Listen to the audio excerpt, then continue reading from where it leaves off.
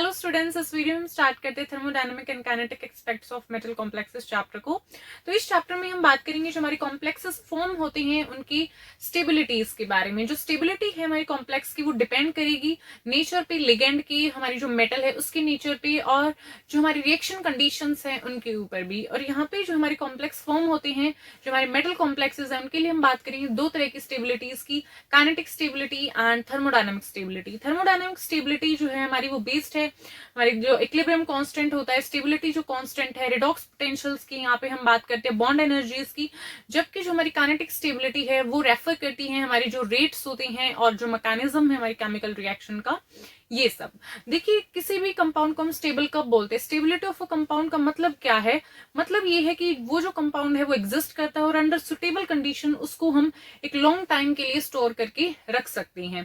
तो स्टेबिलिटी का मतलब ये हो जाएगा यहाँ पे। और ये जो हमारी टर्म्स है स्टेबल और अनस्टेबल, ये क्या है? हमारी थर्मोडायनामिक टर्म्स है। तो थर्मोडायनामिकली हम कब स्टेबिलिटी बोलेंगे? तो थर्मोडायनामिक स्टेबिलिटी का मतलब क्या है? किसी भी कॉम्प्लेक्स की इक्विलिब्रियम पे कितना वहां पे वो फॉर्म हो पा रहा है complex. So thermodynamic stability, thermodynamic stability of a complex refers to the या फिर हम बोल सकते हैं thermodynamic stability of a complex is the measure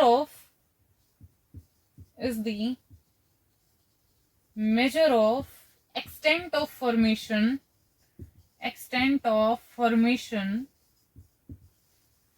of a complex at equilibrium.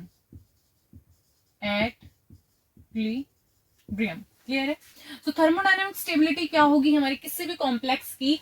वो क्या हम मेजर करेंगे उसको कैसे? एक्सटेंट ऑफ फॉर्मेशन, कितना वो फॉर्म हो रहा है जो हमारा कॉम्प्लेक्स है एट इक्विलिब्रियम, वही क्या हो जाएगी उसकी थर्मोडायनामिक स्टेबिलिटी। और जितनी ज्यादा इंट्रैक्शन होंगी हमारी मेटल और लिगेंड के बीच में, जितनी ज्यादा इंट्रैक्शन होगी उतना ही ज्यादा क्या होगी हमारी थर्मोडायनामिक स्टेबिलिटी है वो कॉम्प्लेक्स की ज्यादा होगी। तो metal ion, the interaction between metal ion and ligand is strong, then the thermodynamic stability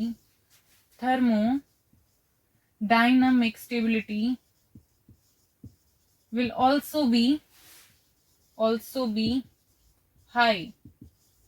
ठीक है?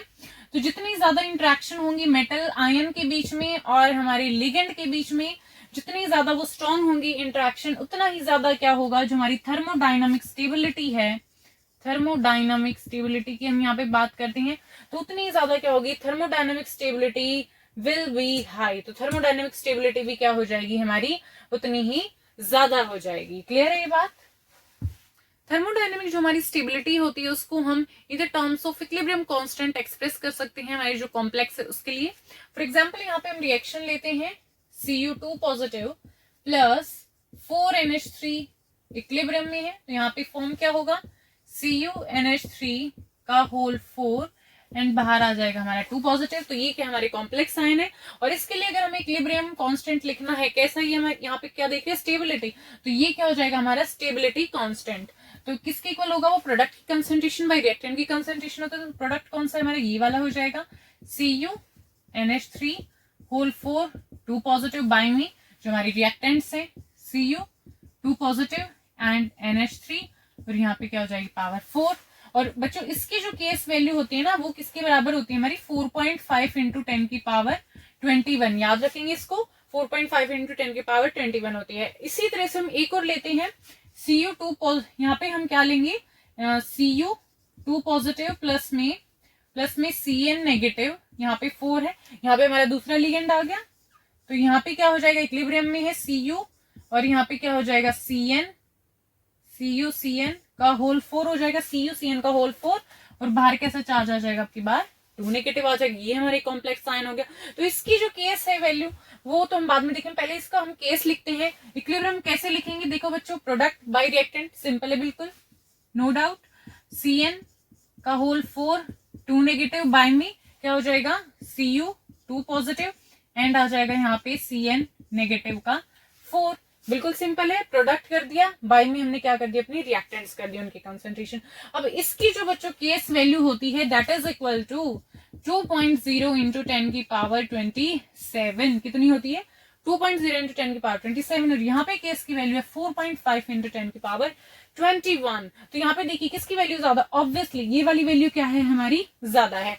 और जितनी ज्यादा केस की वैल्यू होगी, स्टेबिलिटी कांस्टेंट की वैल्यू जितनी ज्यादा होगी, उतना ही वो जो कॉम्प्लेक्स है हमारा थर्मोडायनामिकली ज्यादा स्टेबल होगा।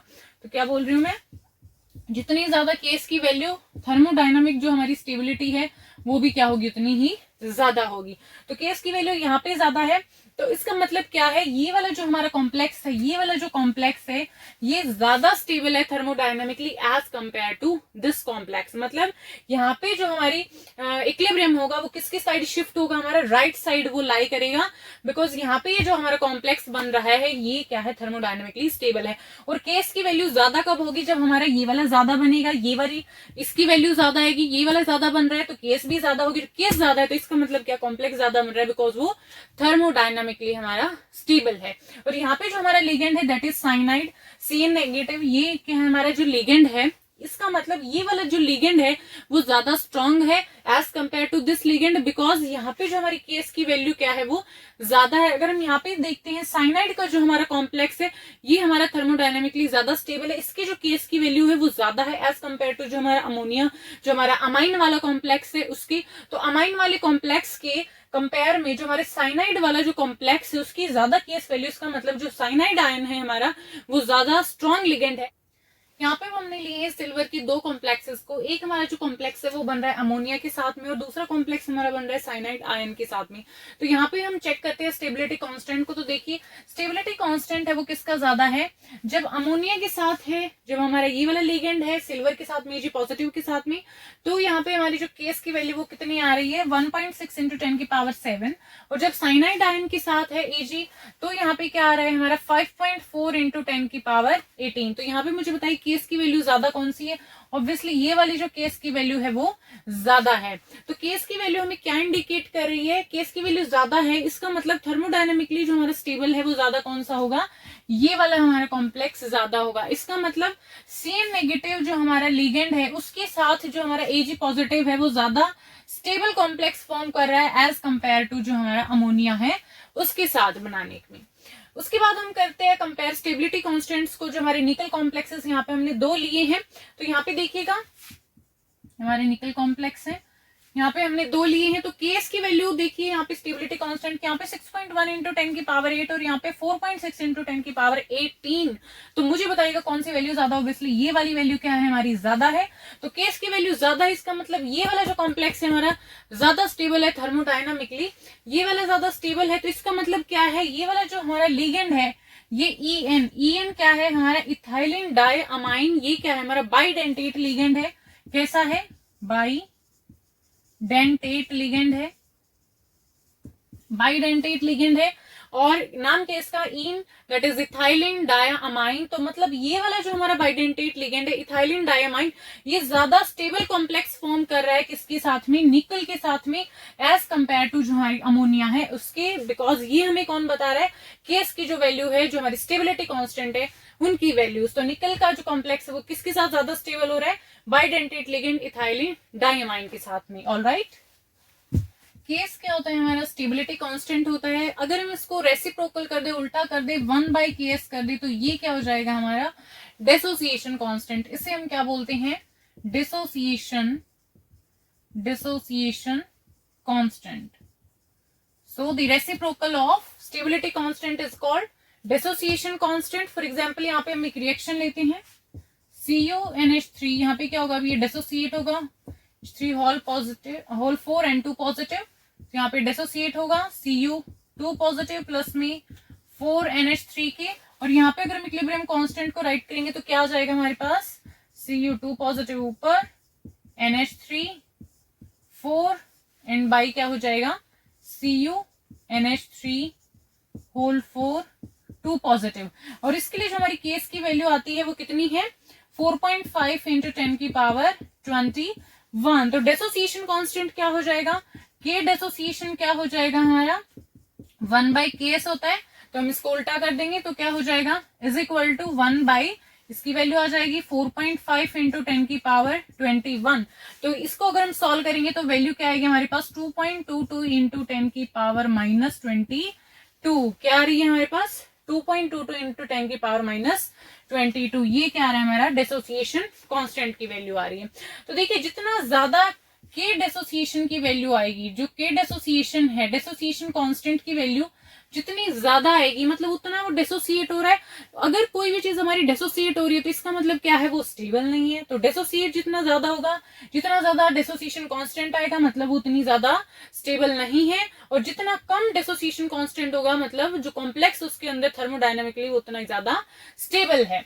तो के डिसोसिएशन अगर हमारी कम है तो स्टेबिलिटी का मतलब क्या है, हमारी ज्यादा है। और के डिसोसिएशन अगर हमारा क्या होगा, के डिसोसिएशन अगर हमारा जो डिसोसिएशन कांस्टेंट है वो ज्यादा होगा तो मतलब क्या है, जो हमारी स्टेबिलिटी है वो क्या है, कम होगी। तो अगर किसी भी रिएक्शन के लिए जो हमारी डिसोसिएशन कांस्टेंट है वो ज्यादा है तो स्टेबिलिटी उसकी कम है, और अगर डिसोसिएशन जो उसका कांस्टेंट कम है तो उसकी जो स्टेबिलिटी है वो क्या है, ज्यादा है। तो कर लेंगे इस चीज को। ओके सो के स्टूडेंट्स, इस वीडियो में इतना ही। अगर आपको कोई भी डाउट है इस टॉपिक में तो आप कमेंट बॉक्स में कमेंट कर सकते हैं। Till then keep learning and keep exploring.